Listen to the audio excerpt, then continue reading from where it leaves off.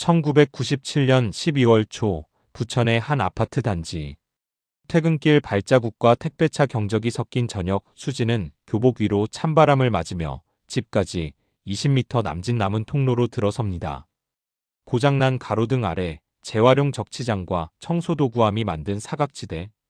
그곳에서 누군가의 그림자가 스치듯 따라붙습니다. 자동문이 보일 만큼 가까웠는데 다음 순간 그 어디에도 수진의 흔적은 없습니다. 그 짧은 몇 초에 무슨 일이 있었던 걸까요? 오늘도 어떤 진실과 마주하게 될지 모르지만 구독자 여러분의 하루만큼은 무사하고 평온하시길 바랍니다. 1997년 12월 초 부천의 한 아파트 단지에 저녁 어둠이 내려앉았습니다. 회색빛 저층 건물들 사이로 가로등이 하나둘 켜지기 시작했습니다. 퇴근한 주민들이 엘리베이터 앞에서 비닐봉투를 털며 사방으로 흩어졌습니다. 수진이 학원 건물 3층 교실에서 나왔습니다. 책상 안에 넣어둔 문제집과 필기를 재정리해 가방에 넣었습니다. 복도 끝 창문 유리에 김이 어릴 정도로 따뜻했던 교실 안 공기를 뒤로하고 계단을 내려왔습니다. 오늘 수업은 여기까지입니다. 다음 주 월요일에 봅시다. 강사가 칠판을 지우며 말했습니다. 직원이 불을 끄는 소리가 복도에 울렸습니다. 수진이 다른 학생들과 함께 학원 현관문을 나와 대로변 쪽으로 걸어 나갔습니다. 차가운 12월 바람이 얼굴을 스쳤습니다.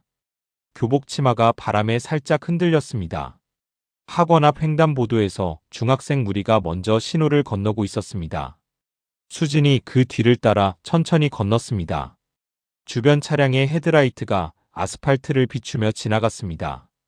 차량 흐름과 인도를 스쳐 지나가는 사람들의 발걸음을 확인했습니다. 평소 귀갓길과 동일하게 메인 도로를 따라 직진한 후 첫 번째 골목으로 진입했습니다.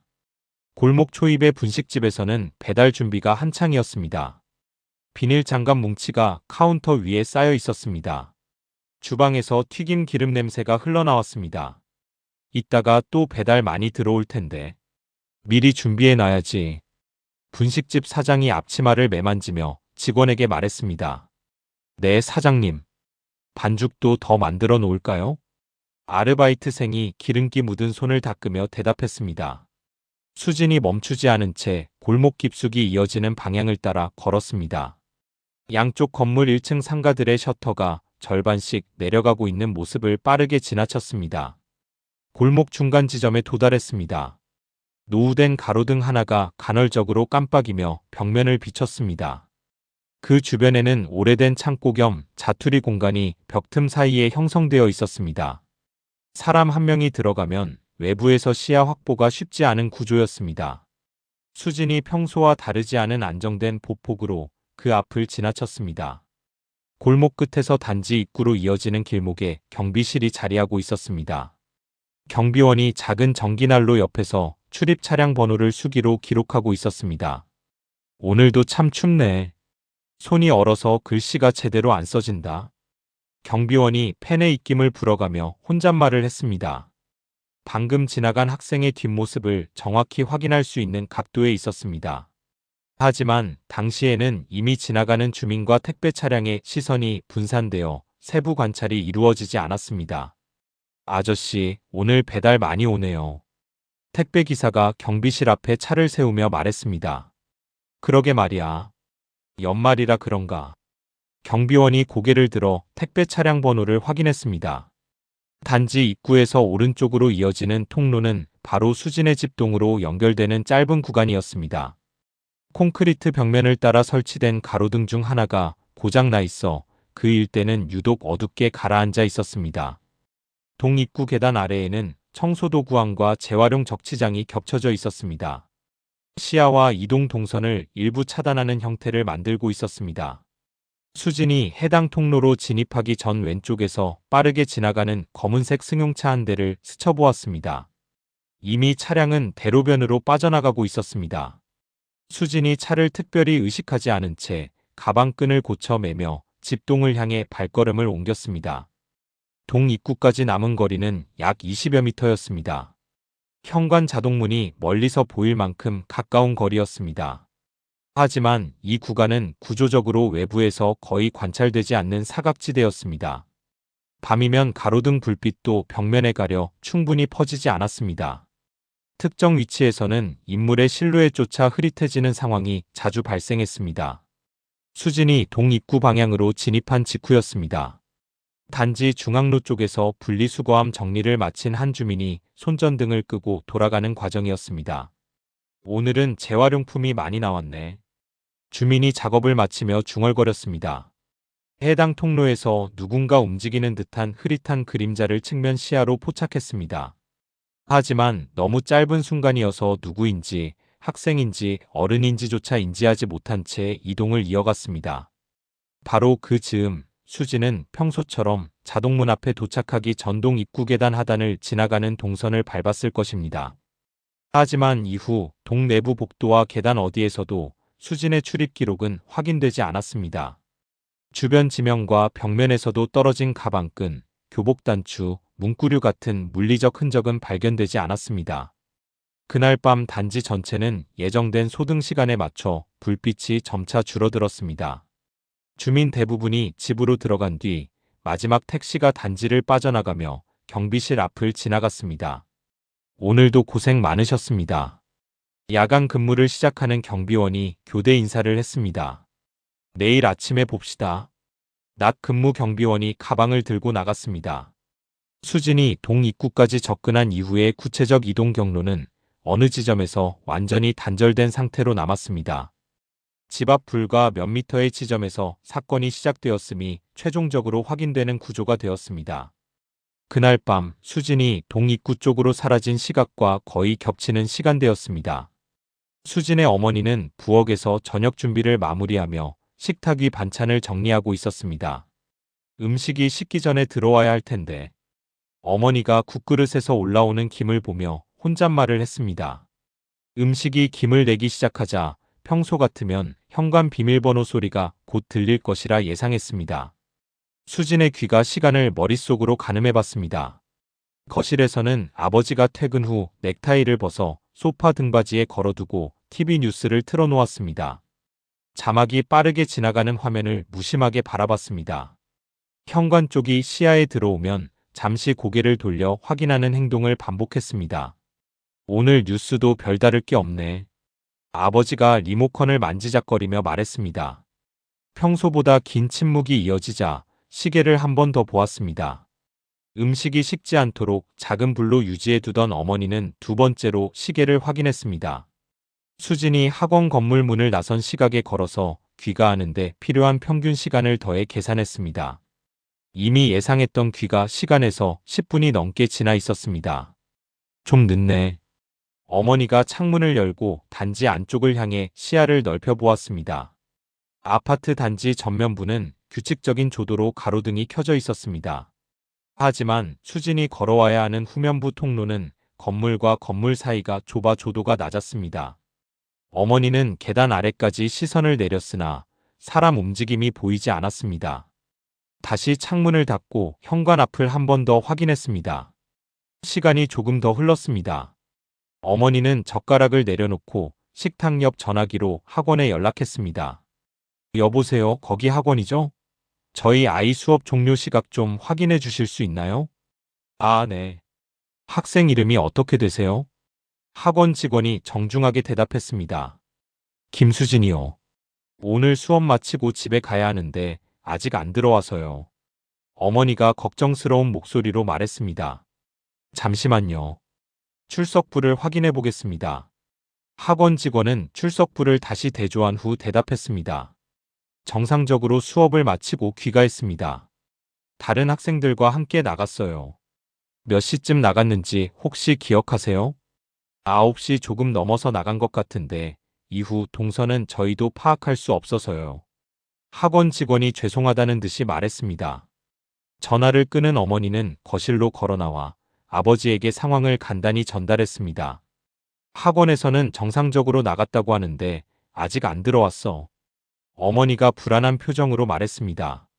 아버지는 곧바로 외투를 챙겨 입으며 손전등을 꺼내 배터리 잔량을 확인했습니다.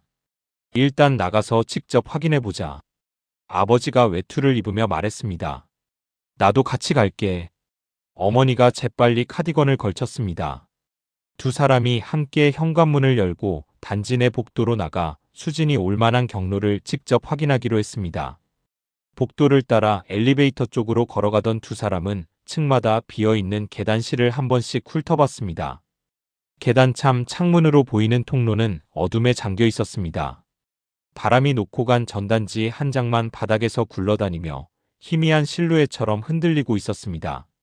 수진아. 어머니가 계단에서 내려다보며 불렀습니다. 메아리만 돌아왔습니다.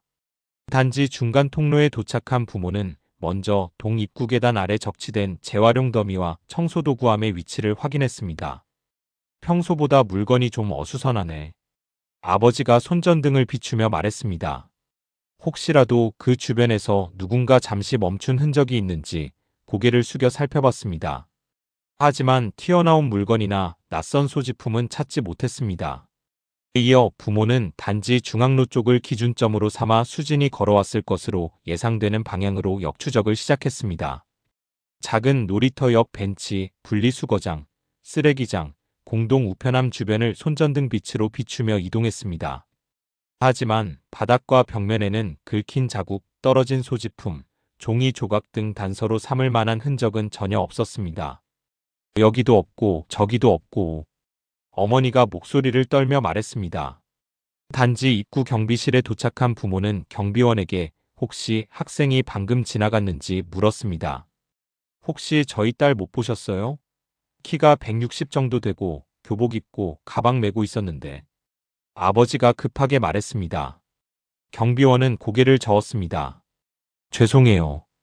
차량 정리와 출입 기록 작성 때문에 바깥을 세밀히 보지 못했어요.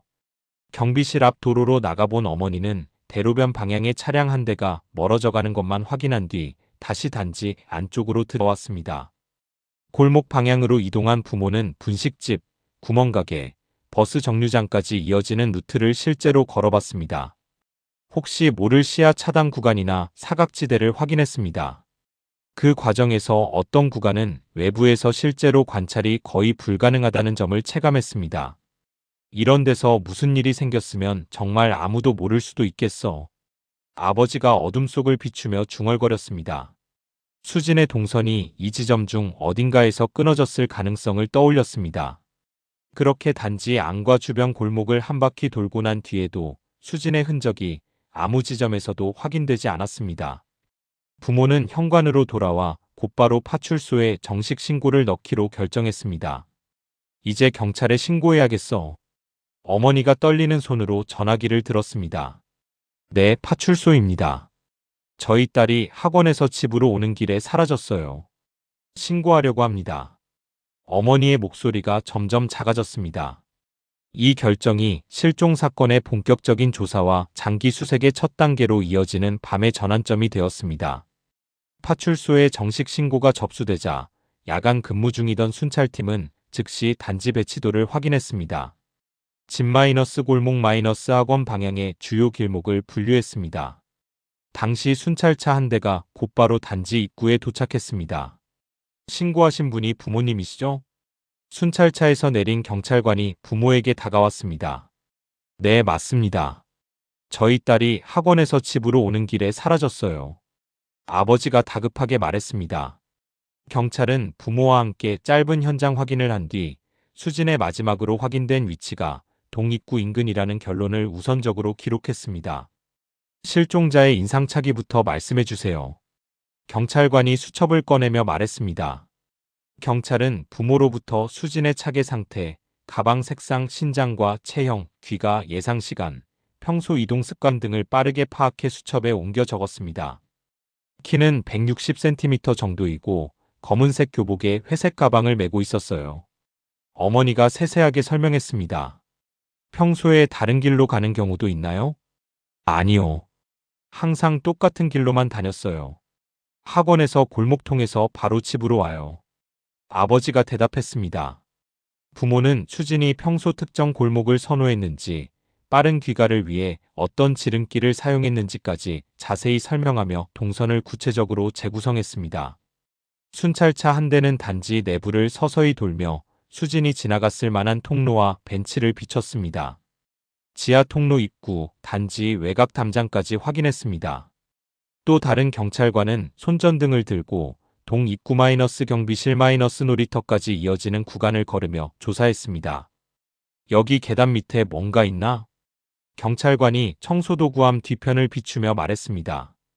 바닥에 떨어진 작은 소지품이나 흔적이 있는지를 확인했지만 수진의 개인 물품은 어디에서도 발견되지 않았습니다.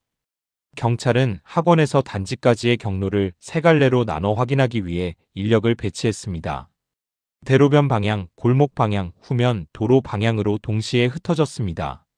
그 과정에서 상가 건물 사이의 좁은 틈, 주택가 담장 및 쓰레기 배출구 주변 등 사람이 잠시 숨을 수 있는 사각지대까지 포함해 세심하게 조사했습니다. 이런 데 숨어 있을 가능성도 있겠네. 한 경찰관이 건물 사이 틈을 확인하며 동료에게 말했습니다. 파출소에서는 신고 직후 주변 파출소와 지구대의 여고생 미기가 상황을 무전으로 공유했습니다.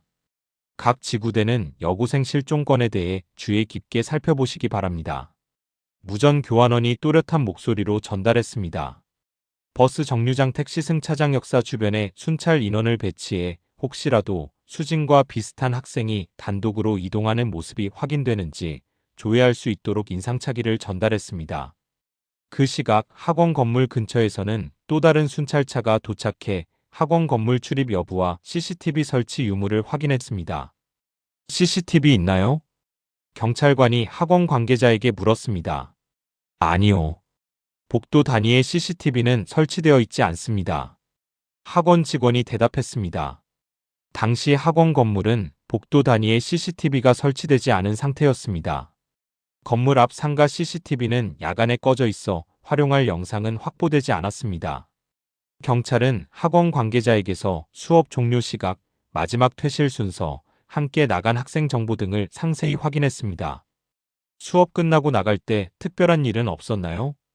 특별한 건 없었는데 아이들이 대로변 방향으로 나가면서 검은 차량 한 대가 속도를 줄였다고 얘기한 걸 들었어요. 학원 직원이 기억을 되짚으며 말했습니다. 퇴실 직후 건물 앞에서 별다른 이상 행동이나 주변에 수상한 차량은 없었다는 설명을 받았으나 일부 학생이 언급한 내용을 경찰은 메모했습니다. 단지로 돌아온 경찰은 부모와 함께 현관 센서동 출입문 우편함 주변을 다시 확인했습니다. 자동문은 정상 작동했고 외부 충격 흔적도 없었습니다.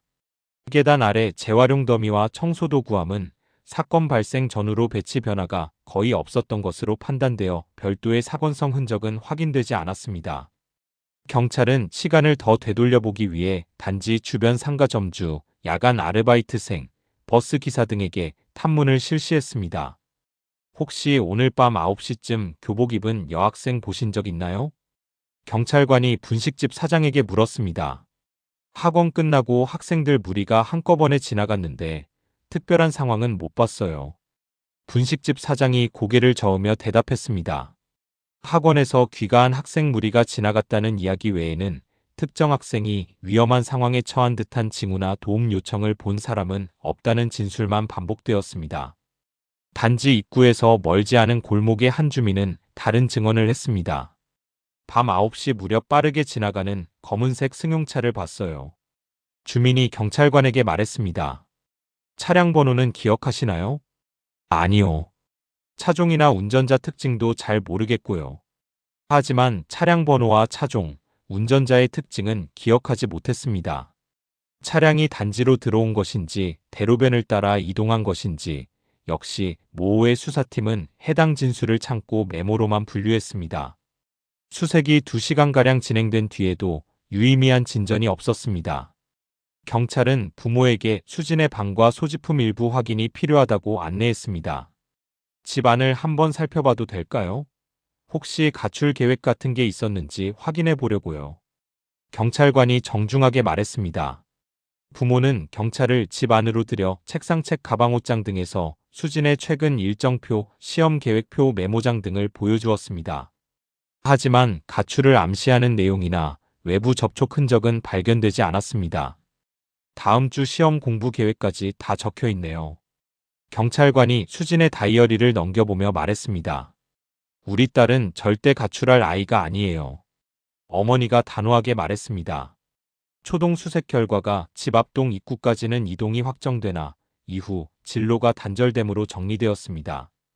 파출소는 사건을 단순 지각이나 외출 지연으로 보기 어렵다고 판단해 정식 실종 사건 파일을 개설했습니다. 이 결정은 이후 수사가 단순 탐문 수준에서 벗어나 체계적인 장기 조사 단계로 넘어가는 분기점이 되었습니다.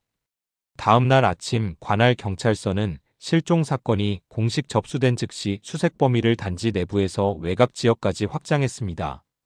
지리 정보 자료를 꺼내 들었습니다. 학원에서 집까지 이어지는 경로를 3가지 축선으로 나누어 각 축선별로 담당 형사와 순찰 인력을 배치했습니다. 이번 사건은 단순하지 않을 것 같습니다. 수사팀장이 회의실에서 말했습니다. 일단 확정 동선부터 다시 점검해 보겠습니다. 담당 형사가 지도를 펼치며 대답했습니다.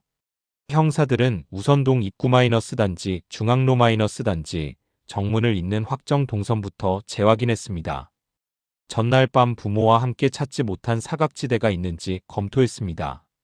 청소용구함 뒤편 쓰레기장 옆 좁은 간격, 계단 하부 공간처럼 밤에는 관찰이 어려웠던 구간까지 손전등을 들고 다시 세밀히 조사했습니다. 여기도 한 번 더 보자. 형사가 계단 및 구석진 곳을 비추며 말했습니다. 이어 경찰은 단지에서 500m 반경을 기준으로 지도 위 주요 지점을 표시했습니다. 버스 정류장 공중전화 부스페가가 있는 골목 흉벽 뒤편 등의 장소를 체크해 순찰팀이 각 지점을 일정 간격으로 재방문하도록 배치했습니다. 당시 실종 사건에서 자주 활용됐던 방경식 탐색 방식을 그대로 적용했습니다. 한편 다른 형사들은 학원 건물 인근으로 이동해 주변 점포들의 야간 폐점 시간을 확인했습니다. 상가 건물 주차장 출입 기록, 배달 오토바이 이동 동선, 야간에 빈번히 들르는 노점상 차량 등을 살펴봤습니다. 혹시라도 학원 종료 직후 수진과 행동 반경이 겹치는 인물이 있었는지 탐문했습니다. 상가 지역 탐문 중 분식집 직원 한 명은 다시 한번 진술했습니다. 학원 끝나고 학생들 무리가 한꺼번에 지나갔지만 특별한 상황은 보지 못했어요. 분식집 직원이 형사에게 말했습니다. 편의점 야간 아르바이트생은 다른 정보를 제공했습니다. 학생이 혼자 빠르게 걸어가는 모습을 스쳐봤어요. 아르바이트생이 기억을 되짚으며 말했습니다. 하지만 정확한 시간이 일치하는지 확인하기 어려워 참고 기록에만 포함되었습니다. 정류장 방향의 탐문에서는 한 버스 기사가 새로운 증언을 했습니다. 어제 밤 9시 대쯤 교복 입은 학생이 버스 앞을 지나쳤어요. 버스 기사가 형사에게 말했습니다. 학생의 얼굴이나 특징을 기억하시나요? 워낙 빨리 지나가서 자세히는 못 봤는데 교복 입고 가방 맨 건 확실해요. 하지만 버스 내부 CCTV가 없던 시절이라 정확히 수진인지 확인할 방법이 없었습니다. 경찰은 유사 인상착의 목격으로 분류해 동선을 더 넓게 조사할 필요성을 느꼈습니다. 단지 외곽 순찰팀은 인근 하천 방향으로 이어지는 산책로와 체육공원 주변을 훑었습니다. 동네 주민들이 이른 아침 운동을 나와 산책로를 걷는 사이 형사들이 들고 있는 수진의 사진을 보며 혹시 전날 밤 학생을 봤는지 물었습니다. 이 학생 혹시 어제 저녁에 보신 적 있나요? 형사가 조깅하던 주민에게 사진을 보여주며 물었습니다.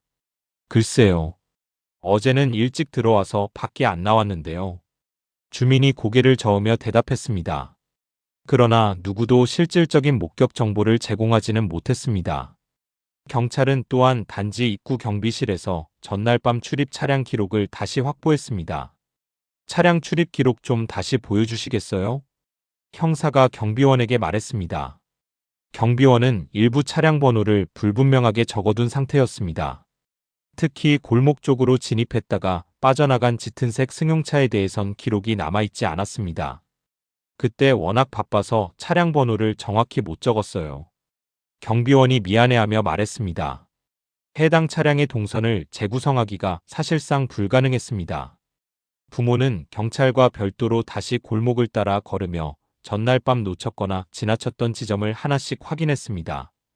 특히 분식집 골목 초입의 쓰레기 배출구, 골목 중간의 공중전화함 뒤편, 단지 입구와 연결되는 어두운 통로 세 지점을 반복해서 살펴봤습니다. 혹시 뭔가 떨어진 게 있을까? 어머니가 바닥을 자세히 들여다보며 말했습니다. 하지만 의심스러운 흔적은 역시 발견되지 않았습니다. 경찰은 현장에서 수거할 수 있는 가장 기본적인 증거를 찾기 위해 바닥 배수로와 벽면 틈까지 조사했습니다. 옷 조각, 필기구, 가방 장식, 종이류 등 미세물품을 찾았습니다.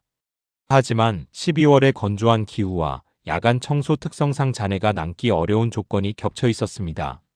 사건성을 판단할 수 있는 실질적 단서는 확보되지 않았습니다. 주민 탐문 과정에서 몇 명의 주민들은 비슷한 증언을 했습니다. 수진으로 추정되는 학생이 동 입구 쪽으로 들어가는 뒷모습을 봤어요. 한 주민이 형사에게 말했습니다. 그 이후는 어떻게 되었는지 보셨나요? 그건 확실히 기억나지 않아요. 집에 들어갔는 줄 알았는데.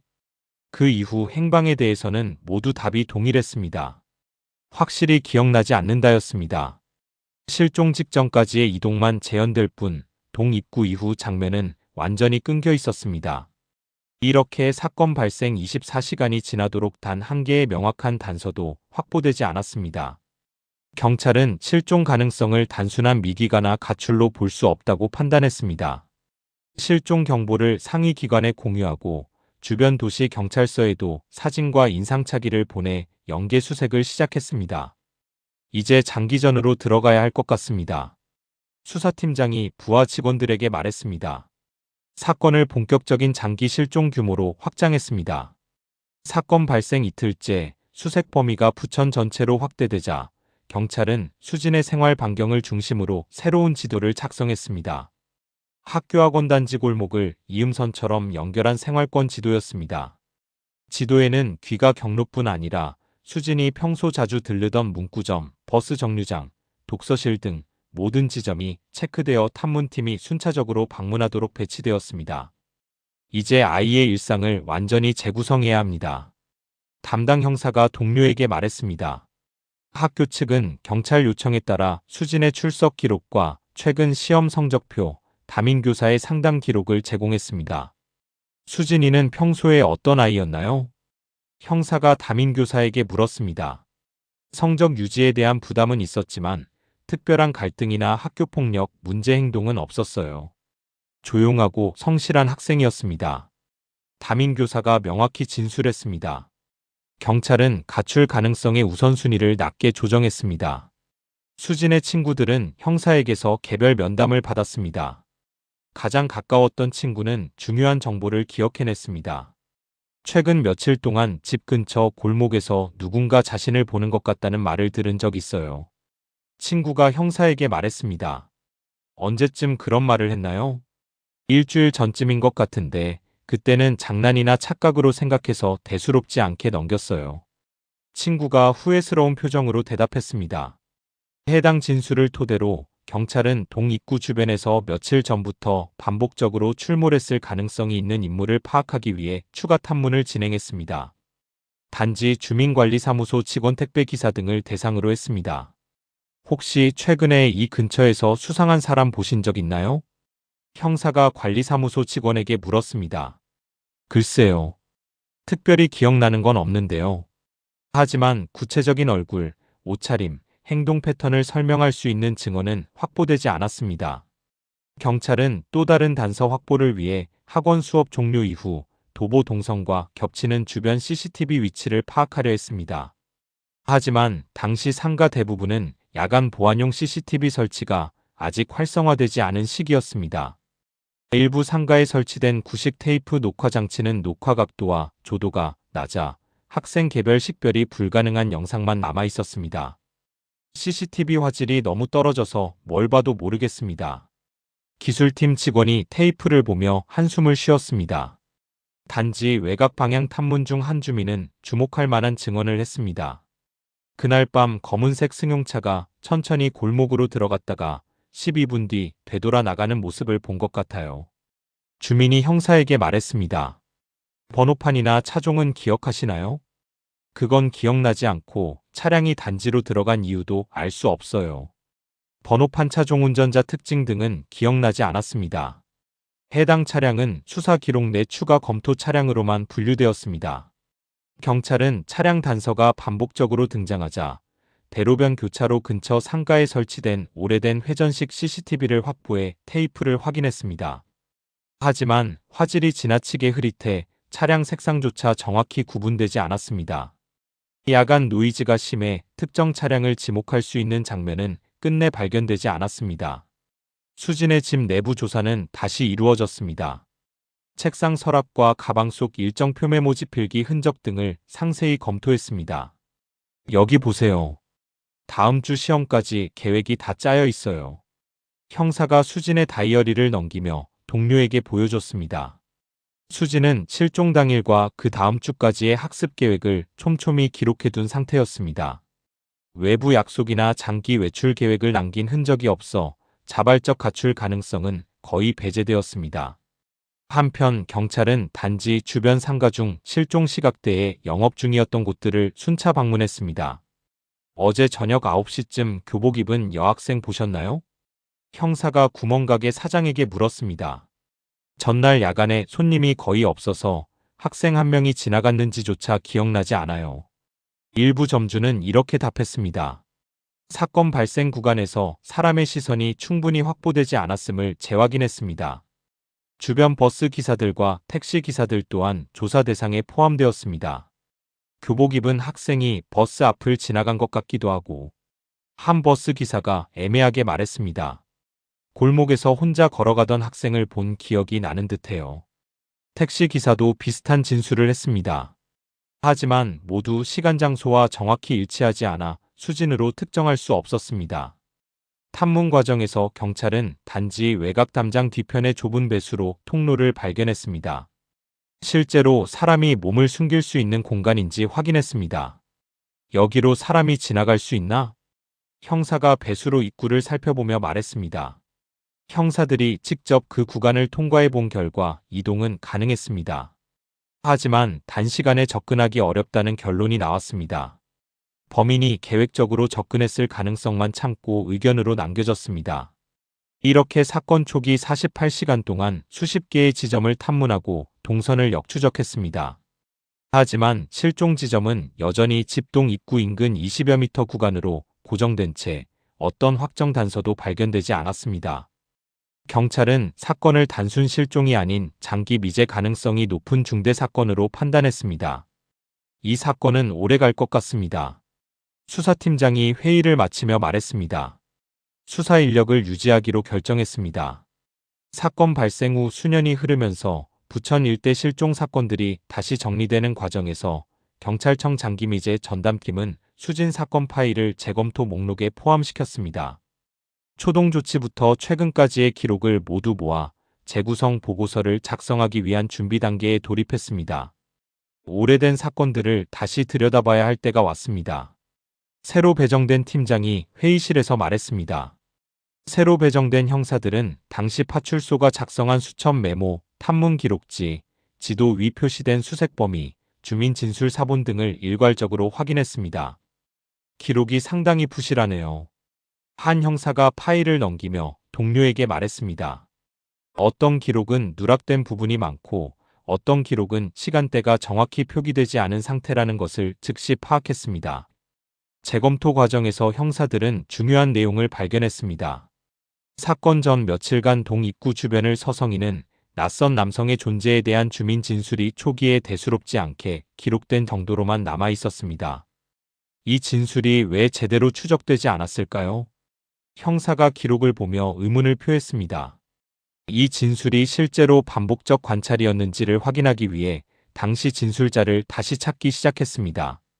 그러나 많은 주민들은 벌써 여러 차례 이사를 떠났습니다. 주소 이전 또는 연락처 변경으로 소재 파악이 어려웠습니다. 김씨 아주머니 연락처가 바뀌었네요. 형사가 전화를 끊으며 말했습니다. 운 좋게 연락이 닿은 몇몇 주민조차 당시 상황을 막연한 기억 정도로만 떠올렸습니다. 구체적인 복장, 나이대, 행동 패턴을 재확인하기는 불가능한 상태였습니다. 형사들은 단지 구조가 변한 점을 고려해 당시 배치도를 기준으로 작업했습니다. 동 입구 주변 사각지대와 접근 가능 지점을 다시 산출했습니다. 최신 지도를 이용해 새롭게 재건축된 구역과 기존 구조를 비교해 실종 지점 복원을 위한 3D 구조 모델을 제작했습니다. 기술이 발전해서 이런 것도 가능하네요. 기술팀 직원이 컴퓨터 화면을 보며 말했습니다. 3D 모델링을 통해 확인된 결과는 충격적이었습니다. 동입구 전면부는 밤이 되면 건물 벽면과 계단 하부 구조 때문에 빛이 확산되지 않고 좁은 구간만 밝아지는 특성이 있었습니다. 형사들은 이 구간이 기습 접근 및 단시간 은폐가 가능한 범죄 지점으로 충분히 성립한다고 재평가했습니다. 재수사팀은 당시 단지 주변에서 활동하던 전과자 목록을 다시 불러왔습니다. 특히 여성 청소년 대상 범죄 이력이 있는 인물들의 주소지, 이동 경로, 출소 시기 등을 대조했습니다. 이 사람은 어떨까요? 1995년에 출소했네요. 한 형사가 파일을 가리키며 말했습니다. 시기는 맞지만 거주지가 너무 멀어요. 하지만 수진 사건 발생 시점과 특정 인물의 거주 동선이 뚜렷하게 일치하는 경우는 발견되지 않았습니다. 동시에 형사들은 사건 발생 시기 전후로 접수된 신고 기록을 추출했습니다. 학생 미행, 골목 내 수상한 차량, 반복적으로 서성이는 외부인 신고 기록이 있는지를 경찰서 민원 기록에서 찾았습니다. 일부 유사 패턴의 신고가 인근 지역에서 접수되었습니다. 하지만 모두 시기 위치가 정확히 맞지 않아 연결성은 확인되지 않았습니다. 당시 기록의 맹점을 보완하기 위해 재수사팀은 단지 외곽 방향을 직접 점검했습니다. 배수로 담장 튼 건물 옥상 접근 계단 등의 이동 가능한 우회 통로들을 확인했습니다. 여기로 실제 사람이 움직일 수 있을까요? 형사가 좁은 통로를 살펴보며 말했습니다. 구조적으로 접근 자체는 가능했습니다. 하지만 짧은 시간에 움직일 수 있는 동선은 극히 제한적인 것으로 나타났습니다. 범인의 이동 반경이 매우 좁았을 가능성에 다시 주목했습니다. 형사들은 또 한 번 차량 단서를 점검했습니다. 실종 시기 부천 지역에서 발생한 유사 차량 출입 신청서, 장기 주차 차량 목록 등을 뒤졌습니다. 짙은색 승용차와 유사한 차량을 선별했습니다. 하지만 번호판 기록 누락이 많아 수사 범위를 확대하기 어렵다는 결론만 남았습니다. 수진의 부모는 재조사 소식을 들은 뒤 형사들을 다시 만났습니다. 실종 전날의 일정을 다시 설명했습니다. 우리 딸 물건들은 다 그대로 보관하고 있어요. 어머니가 형사에게 말했습니다. 부모가 보관해 온 당시 소지품 교복 교재 등은 모두 그대로 유지되어 있었습니다. 하지만 이들을 통해 사건의 실마리를 추론할 만한 추가 정보는 나오지 않았습니다. 재조사는 결국 기록 기반 복원에 의존할 수밖에 없었습니다. 새로운 단서가 나오기를 기대했는데 팀장이 아쉬움을 표했습니다. 재수사팀은 사건을 처음부터 다시 그려봐도 핵심 단서는 여전히 같다는 것을 확인했습니다. 집동 입구 20여 미터 구간에서 이동이 갑자기 끊어졌다는 사실뿐이었습니다. 이 결론은 시간이 흘렀음에도 실종 지점이 확정되고 확장되지 않는 흔치 않은 유형이라는 점에서 사건의 난이도를 한층 더 높이는 요소로 남게 되었습니다. 사건 발생 후 10여 년이 흐르는 사이 인터넷 포털과 온라인 커뮤니티가 활성화되면서 오래된 실종 사건들을 일람하는 게시글들이 등장했습니다. 그중 일부는 1997년 부천 여고생 실종 사건을 다시 언급하며 당시 뉴스 자료, 일간지, 기사, 경찰 브리핑을 모아 사건의 주요 타임라인을 정리했습니다. 이런 사건도 있었구나. 한 네티즌이 게시글을 읽으며 댓글을 달았습니다. 이 과정에서 일부 사용자는 오래된 지도 위에 수진의 이동 경로를 다시 표시했습니다. 집동 입구까지의 거리, 골목 조도의 상태, 당시 아파트 배치도를 시각화해 공유했습니다. 하지만 대부분은 외부인이 짚어볼 수 있는 범위 내에서 나온 추측에 그쳤습니다. 사건 자체의 새로운 단서는 제공하지 못했습니다. 지역 커뮤니티에서도 과거 단지에 살았거나 근처 학교를 다녔던 사람들이 당시 분위기를 기억에서 꺼내어 글로 남겼습니다. 그때 우리 부모님이 밤늦게 혼자 다니지 말라고 하셨던 기억이 나네요. 한 사용자가 댓글을 달았습니다. 어두운 골목에서 아이를 혼자 다니게 하지 말라는 부모들 사이의 경계 분위기, 단지 내 가로등 교체 시기 등 현실적인 주변 정보를 덧붙이기도 했습니다. 그러던 중 한 온라인 게시판에 사건을 다룬 장문의 글이 올라오며 조회수가 급증했습니다. 일부 언론이 이를 다시 기사화하면서 수진 사건은 몇 년 만에 재조명되었습니다. 실종 사건 재조명, 여전히 미해결. 신문 헤드라인이 이렇게 뽑혔습니다. 경찰서는 기자들의 질의에 대응하기 위해 실종 사건의 진행 상황과 조치 과정을 다시 한번 정리해 발표했습니다. 발표 직후 장기 실종 사건 전담 부서에서는 수진의 과거 사진을 기반으로 새로운 작업에 돌입했습니다. 나이 진행 이미지를 새로 제작했습니다. 기술이 발전해서 이런 것도 가능해졌습니다. 전담팀 직원이 컴퓨터 작업을 하며 말했습니다. 당시 기술로 가능한 얼굴 변화 예측 알고리즘을 활용해 성인이 되었을 가능성을 고려한 추정 얼굴을 완성해 공개했습니다. 경찰은 이 이미지를 전국 경찰서 및 대중 노출이 높은 지하철역 버스터미널 공공 게시판에 배포했습니다. 혹시라도 누군가 일치하는 사람을 보았다면 신고하도록 안내했습니다. 하지만 공개 후 몇 달 동안 접수된 수십 건의 제보는 대부분 오인 신고로 분류되었습니다. 확정적인 목격 정보는 나오지 않았습니다. 한편 비슷한 시기 인근 지역에서 신원 미상의 여성 유해가 발견되는 사건들이 발생했습니다. 또 다른 유해가 발견되었습니다. 뉴스 앵커가 엄숙한 표정으로 전했습니다. 언론은 관련 보도에서 장기 실종자 가능성을 언급하며 수진 사건의 이름을 다시 거론했습니다. 경찰은 유해의 DNA를 부모의 DNA와 대조하기 위해 정식 절차를 진행했습니다. 또 검사를 받아야 하는군요. 수진의 어머니가 한숨을 쉬며 말했습니다. 대조 결과는 매번 불일치로 확인되었습니다. 경찰은 결과를 부모에게 통보한 뒤 해당 자료를 사건 파일에 추가해 저장했습니다. 이는 이후 발생하는 유사 사건이나 미확인 유해 발견 시에도 반복되는 정례 절차로 자리 잡았습니다. 온라인 상에서는 시간이 흐를수록 다양한 가설 버전이 등장했습니다. 어떤 게시글은 집동 입구 인근의 사각지대를 지도 위에 표시해 범인이 접근했을 가능성이 있는 지점을 분석했습니다. 여기서 여기까지가 사각지대네요.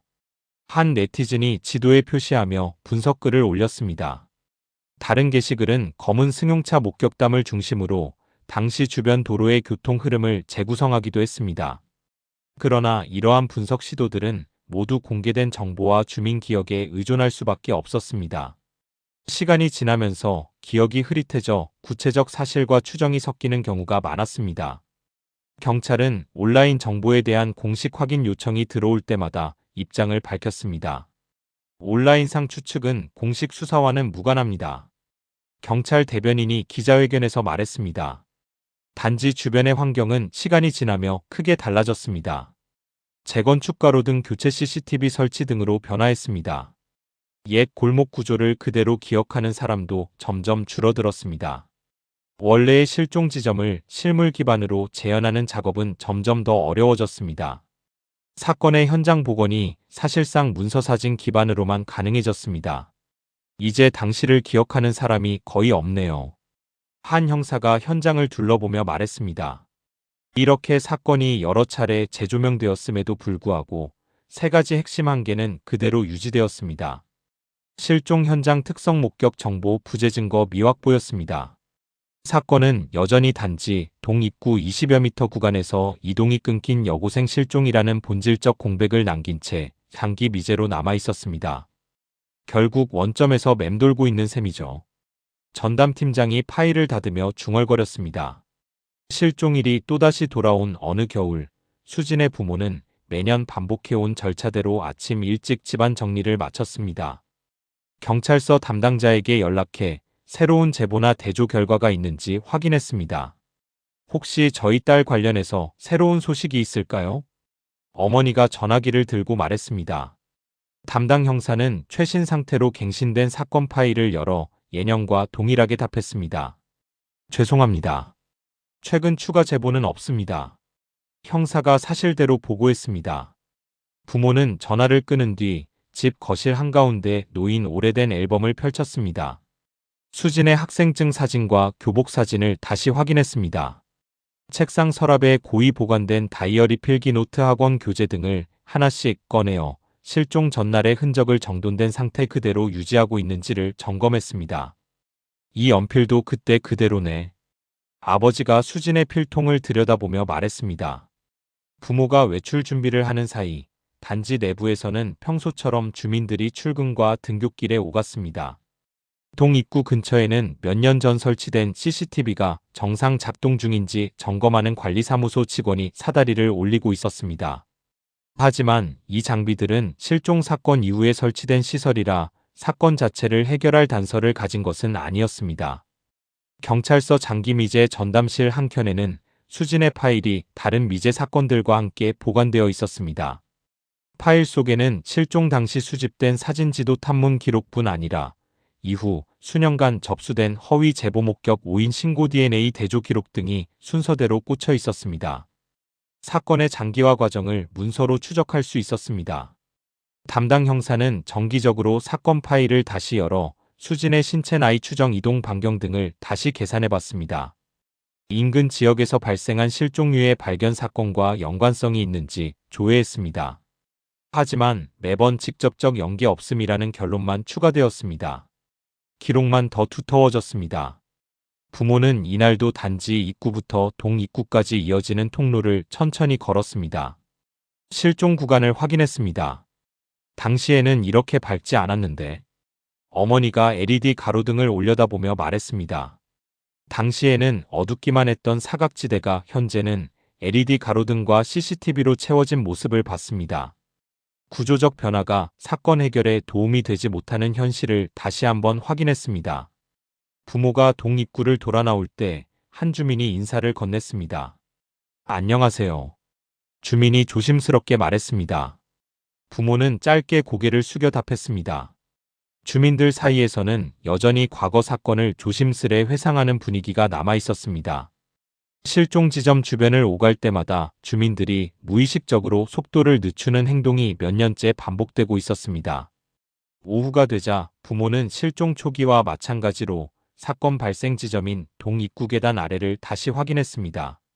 청소도구함과 재활용 적치대 사이의 좁은 공간도 살펴봤습니다.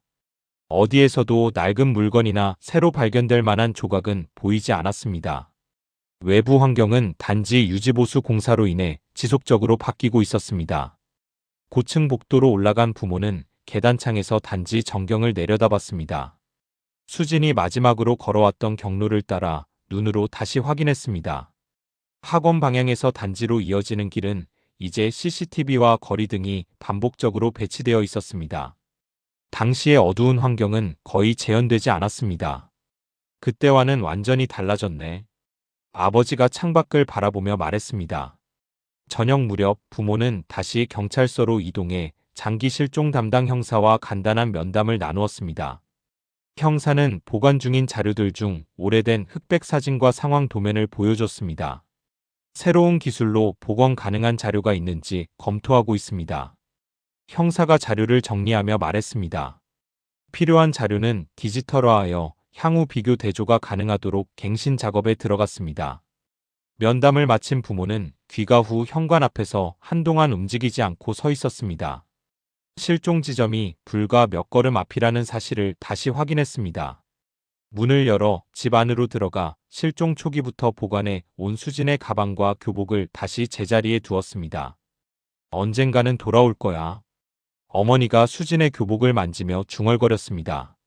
세월이 흐르는 동안 사건은 여러 차례 재조명되었습니다. 하지만 실종 지점 목격 부재 증거 없음이라는 세 가지 핵심 조건은 변하지 않았습니다.